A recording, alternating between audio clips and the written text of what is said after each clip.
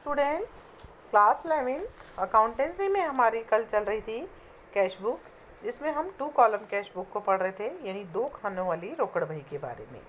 और हमने आपको बताया था यहाँ पर कैश के कॉलम के साथ साथ एक कॉलम बैंक का भी बनाया जाता है, क्योंकि आजकल व्यावसायिक संस्थाओं में कैश के साथ साथ बैंक से अधिक व्यवहार किए जाते हैं। भुगतान करने के लिए चेक का प्रयोग किया जाता है तथा भुगतान प्राप्त करने में भी कई बार सीधे डायरेक्ट अकाउंट में पैसा बैंक में या चेक प्राप्त किए जाते हैं। ऐसी सिचुएशन में नकद के साथ साथ बैंक व्यवहारों का लेखा करने के लिए 2 खाने वाली रोकड़ बही बनाई जाती है। 2 खाने रोकड़ बही जो होती है उसके अंदर कुछ बातें होती है जब हम ट्रांजेक्शन्स को उसके अंदर लिखते हैं। तो जो लेन देन है उसका ट्रांजेक्शन करते समय जो बातें ध्यान में रखी जाती है, मैंने अपने कल के लेक्चर में आपको बताया था कि सबसे पहले रोकड़ बही में हम ओपनिंग बैलेंस लिखते हैं, जिसमें मैंने बताया आपको कि रोकड़ बही का हमेशा कैश के कॉलम का डेबिट बैलेंस ही होता है, क्योंकि जितना नकद होता है उससे ज़्यादा हम कभी भी खर्च नहीं करते हैं, भुगतान नहीं करते हैं, इसलिए कैश का बैलेंस हमेशा डीआर होता है। लेकिन जब बैंक का जो कॉलम होता है उसका कभी कभी क्रेडिट चेंज भी हो सकता है, क्योंकि हम बैंक से जितना जमा कराते हैं उससे अधिक भी निकाल सकते हैं। ऐसी सिचुएशन के अंदर हमें क्रेडिट साइड के अंदर ओपनिंग बैलेंस शो करना पड़ता है बैंक कॉलम का, यानी कैश बही रोकड़ बही के कैश कॉलम का हमेशा to balance BD first date को ओपनिंग बैलेंस होता है। तो बैंक का भी अगर डेबिट बैलेंस है तो टू बैलेंस बीडी लिखकर आप बैंक कॉलम में लिखेंगे, और अगर सीआर बैलेंस है तो बाई बैलेंस बीडी करके पहली तारीख को ओपनिंग बैलेंस लिखेंगे। ठीक है।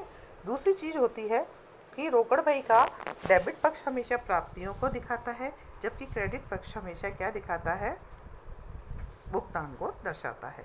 ठीक है। इसके अलावा मैंने आपको बताया था कि जब भी हम विपरीत प्रविष्टियाँ, ये तो हो गया ओपनिंग बैलेंस से संबंधित बातें, और उसके अंदर ट्रांजेक्शन किस प्रकार से करते हैं। आज सबसे इम्पॉर्टेंट चीज़ जो है पॉइंट नंबर 4 आपकी स्क्रीन पर है, मैं आज आपको वो समझाने जा रही हूँ। बच्चों, ब्लैक बोर्ड पे बहुत कुछ एक साथ नहीं समझाया जा सकता है, इसीलिए मुझे ये वीडियो बनानी पड़ रही है। आप बहुत ध्यानपूर्वक थ्योरी को सुनेंगे, मोस्ट इम्पॉर्टेंट पार्ट है ये कैश बुक का। हम पढ़ रहे हैं आज विपरीत प्रविष्टियाँ, इस पर एक थ्योरी क्वेश्चन भी बनता है। विपरीत प्रविष्टि, जिसको इंग्लिश में हम बोलते हैं कॉन्ट्रा एंट्री। जब हम कार्यालय उपयोग के लिए बैंक से रोकड़ पैसा निकालते हैं या बैंक में रोकड़ जमा कराते हैं, ऐसे लेन देनों को रोकड़ बही में रोकड़ तथा बैंक दोनों खाने जो होते हैं वो प्रभावित होती है। यानी एक तरफ आप बैंक में पैसा जमा कराते हैं तो पाने वाला बैंक है, और दूसरी तरफ आप कैश जा रहा है तो दूसरा कैश है।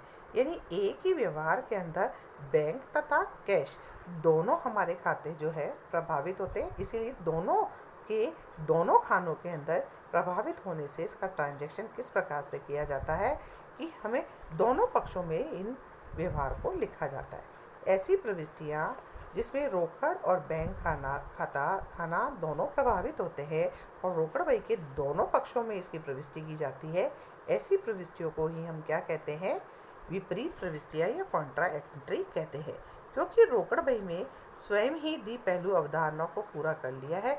ऐसी स्थिति में किसी अन्य खाते में लेखांकन व्यवहार की क्या आवश्यकता नहीं होती। चलिए आज हम इसको समझना शुरू करते हैं कि किस तरह से ट्रांजैक्शन किया जाता है। तो पहला ट्रांजैक्शन हम लेते हैं, बैंक में आप नगद पैसा जमा कराते हैं तो हमको ट्रांजैक्शन को किस प्रकार से करता है। जैसे कि बैंक में पैसा जमा कराते हैं तो बैंक पाने वाला है और कैश हमारे पास से जा रहा है, तो बैंक पाने वाला व्यक्तिगत खाता, तो बैंक अकाउंट क्या होगा, डीआर, क्योंकि पाने वाले को डीआर करते हैं। दूसरा, हमारे पास से रोकड़ जा रही है, हम नियम लगाते हैं तो जो वस्तु जाती है, तो कैश क्या है, संपत्ति है, जा रही है ना। जो वस्तु आती है उसे डेबिट करो, वस्तु जाती है उसे क्रेडिट करो, तो कैश अकाउंट सीआर। तो एंट्री हमारी हमेशा होती है bank account DR to cash account. यानी इससे हो क्या रहा है कि बैंक का शेष तो है, क्योंकि बैंक में पैसा जमा करा रहे, तो बैंक का शेष तो क्या हो रहा है, बढ़ रहा है, और दूसरी तरफ रोकड़ का शेष कम हो रहा है, क्योंकि हमारे पास से रोकड़ जा रही है। इसलिए रोकड़ बही के दोनों पक्षों में लेकिन अलग अलग खानों में समान राशि यहाँ पर लिखी जाएगी। देखिए उदाहरण दे रखा है यहाँ पर स्क्रीन पर, बैंक में 5,000 रुपये जमा कराए, बैंक में 5,000 रुपये जमा कराए। आपकी कैश बुक का या परफॉर्मा दिया हुआ है, डेट का कॉलम है, उसमें डेट लिख देते हैं। अब क्या हुआ, पाने वाला बैंक है तो बैंक बाई बैंक किया हमने, देखिए CR साइड में हमने पर्टिकुलर के कॉलम में, और LF के कॉलम में CC4 होता है कॉन्ट्रा एंट्री, ठीक है। और 5,000 रुपये आपने कैश जमा कराए, तो आप देखिए लिखा बैंक अकाउंट और कॉलम में कैश में 5,000 रुपये लिखे हैं। और डेबिट साइड में देखिए जहाँ पर हमें प्राप्ति का कॉलम होता है वहाँ पर हमने लिखा टू कैश और कंट्रा एंट्री है, इसलिए LF के कॉलम में C लिखा है। लेकिन विपरीत प्रविष्टि करिए, लिखा कैश है, एंट्री का कॉलम कौन सा है, बैंक में लिखा है 5,000। तो आप देखिए कि दोनों तरफ में क्या हो रहा है कि हम विपरीत तरफ प्रविष्टि कर रहे हैं। बैंक लिखा है वहाँ कैश कॉलम में, और जब कैश लिखा है वहाँ बैंक कॉलम में इस अमाउंट को हम डालते हैं। इसका मतलब क्या है, दोनों पक्षों में जो प्रश्न संख्या खाता है उसमें हमने C लिखा है, इसका मतलब होता है कि दोहरा लेखा पद में इस बही में हो चुका है, उसे खाता बही में नहीं दिखाया जाएगा। दोनों का एक दूसरे से ट्रांजैक्शन हो चुका है, दोहरा लेखा हो चुका है इस बही में, इसलिए इसको हम किस में नहीं दिखाएंगे, हम इसको खाता बही में नहीं दिखाएंगे।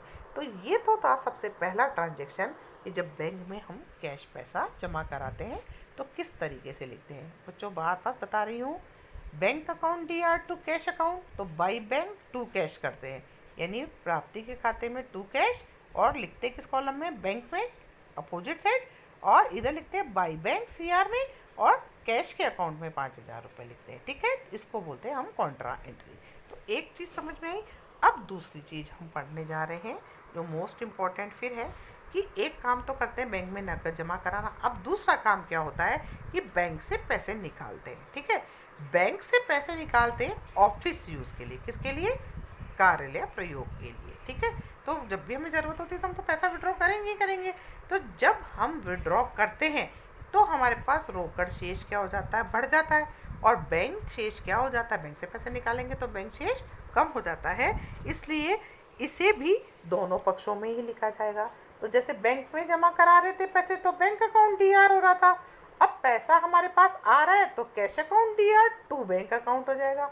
तो कैश बुक में क्या हो जाएगा, क्या एंट्री हो गई, कैश अकाउंट DR, क्योंकि कैश हमारे पास आ रहा है, और देखो ना देने वाला बैंक है तो टू बैंक, तो cash account DR to bank account, तो कैश बुक में होता है बाई कैश टू बैंक। देखिए डेबिट साइड में टू बैंक लिखा है, कॉन्ट्रा एंट्री LF के कॉलम में प्रश्न संख्या में C, कॉन्ट्रा एंट्री का साइन है ये, और हमने बैंक लिखा है तो कैश के कॉलम में 4,000 रुपये लिखा है, और उधर बाई कैश लिखा है, कॉन्ट्रा एंट्री है C डाला, तो बैंक के कॉलम में 4,000 रुपये लिखा है। तो कार्यालय प्रयोग के लिए जब 4,000 रुपये निकाले तो एंट्री होती है cash account DR to bank account, by cash to bank, bank लिखा है तो कैश कॉलम में, और जहाँ कैश लिखा है बैंक के कॉलम में हम इस अमाउंट को लिखते हैं। इस प्रकार से दोनों पक्षों में संतुलन हो जाता है, ठीक है। अब तीसरी चीज पढ़ने जा रहे हैं, चेक या बैंक ड्राफ्ट की प्राप्ति होना। तो बच्चों इस पॉइंट को शुरू करने से पहले मैंने आपको कॉन्ट्रा एंट्री जो बताई है, उस कॉन्ट्रा एंट्री को आपको एग्जाम्पल्स के माध्यम से करके देखना है। मैं आपको एक बार ब्लैक बोर्ड पर भी इसके कुछ उदाहरण लेते हुए करके आपको दिखाऊंगी, लेकिन आज आप सभी बच्चे इस कॉन्ट्रा एंट्री को ध्यानपूर्वक देखें, समझें, ठीक है। अब आता है चेक और ड्राफ्ट की प्राप्ति होती है तो क्या करते हैं। देखिए आपको पता है जब किसी से हम पेमेंट प्राप्त करते हैं तो हमें क्या होता है, चेक और या ड्राफ्ट की राशि प्राप्त होती है। तो उसमें कंडीशंस हो सकती हैं अलग अलग। पहली कंडीशन, जब ग्राहक से प्राप्त चेक उसी दिन बैंक में जमा करा दे। जैसे मान लो किसी से हमको पेमेंट में आज चेक मिला है और चेक को मिलते ही हमने ले जाके बैंक में उसी दिन जमा करा दिया, ठीक है। तो पैसा कहाँ गया, हमारे पास तो आया नहीं, चेक आया था और चेक सीधा किस में चले गया, बैंक में चले गया, तो पाने वाला कौन हो गया, बैंक हो गया। तो इस लेखा की एंट्री कैसे करेंगे, जब हमने चेक प्राप्त किया और उसी दिन बैंक में जमा करा दिया, तो ये क्या बन जाएगी, जिसे इस लेखा रोकड़ बही के डेबिट पक्ष प्राप्ति पक्ष के बैंक कॉलम में कर दिया जाएगा, ठीक है। आपने पैसा लिया राम से तो लिखेंगे टू राम, और उसको किस कॉलम में डाल देंगे, बैंक कॉलम में डाल देंगे, ठीक है, क्योंकि वो किस में चला गया, बैंक में चला गया। ठीक है, लेकिन जब ग्राहक से चेक प्राप्त किया और उसे हमने बैंक में जमा नहीं कराया, इस कंडीशन में हमारा ट्रांजैक्शन बदल जाता है करने का। वो क्या होता है कि अब हमें, जब हम ग्राहक से चेक प्राप्त करते हैं और उसी दिन बैंक में जमा नहीं करते हैं, तो एक तरीके से वो चेक नगद मान लिया जाता है और वो हमारे पास रहता है। ऐसी सिचुएशन में प्राप्ति पक्ष यानी डेबिट पक्ष में ही लिखेंगे, लेकिन हम लिखेंगे जैसे राम से प्राप्त हुआ तो हम राम लिखेंगे, टू राम, लेकिन अब बैंक कॉलम में नहीं लिखेंगे क्योंकि हमारे पास कैश मानकर हमने रखा है, तो हम उसको कैश कॉलम में ही लिखेंगे। ठीक है, लेकिन उस दिन के बाद जब भी इस चेक को बैंक में जमा कराया जाएगा तो बैंक में पैसा जाएगा ना, क्योंकि अब तक हमने इसको कैश मान के रखा हुआ है। तो कैश को उठा के जब बैंक में जमा कराते हैं तो हम कौन सी एंट्री करते हैं, विपरीत प्रवेश की कॉन्ट्रा एंट्री। तो बिल्कुल वही एंट्री कि bank account DR to cash, तो लिखेंगे बाय बैंक और टू कैश, और कॉन्ट्रा एंट्री करेंगे जिस दिन भी वो चेक प्राप्त हुआ था उसके अगला दिन हो या 10 दिन बाद हो, तो हम कॉन्ट्रा एंट्री ही करेंगे जैसा कि हमने पहले किया था। यहाँ एक एग्जाम्पल है, उस एग्जाम्पल से समझते हैं। 10 जनवरी डेट हो गई, राम से 1,000 रुपये का चेक प्राप्त किया। ठीक है, और उस चेक को 11 जनवरी राम से प्राप्त चेक को बैंक में जमा, यानी राम से जो चेक प्राप्त किया वो हमने उस दिन बैंक में जमा नहीं कराया। नहीं जमा कराते तो हम उसको क्या मानते हैं, कैश। तो 10 तारीख को हमने एंट्री की प्राप्ति पक्ष में टू राम, क्योंकि राम से पैसा प्राप्त किया और हमने उसको नगद मान के कैश के कॉलम में लिख दिया। ठीक है, अब ये 1,000 रुपये का चेक 11 तारीख को बैंक में जमा कराया, तो बैंक में जमा कराने की एंट्री होती है बाय बैंक, तो हम लिखेंगे बाय बैंक 11 जनवरी को। कॉन्ट्रा एंट्री है, हमने कॉल था बैंक लिखते हैं तो हम कैश के कॉलम में लिखेंगे, और इधर लिखेंगे टू कैश और बैंक के कॉलम में 1,000 रुपये कॉन्ट्रा एंट्री की तरह लिख देंगे। समझ में आ गया सबको? इस तरीके से इस ट्रांजेक्शन को हम करते हैं। अब आता है आगे कि हम इस पर पढ़ना शुरू करते हैं। यदि बैंक में चेक जमा करा दिया और वो डिसऑनर हो गया, यानी उसको पास नहीं है, वो बाउंस हो गया, अनादृत हो गया, ऐसी सिचुएशन में हम क्या करते हैं वो हम आपको अपने अगले लेक्चर में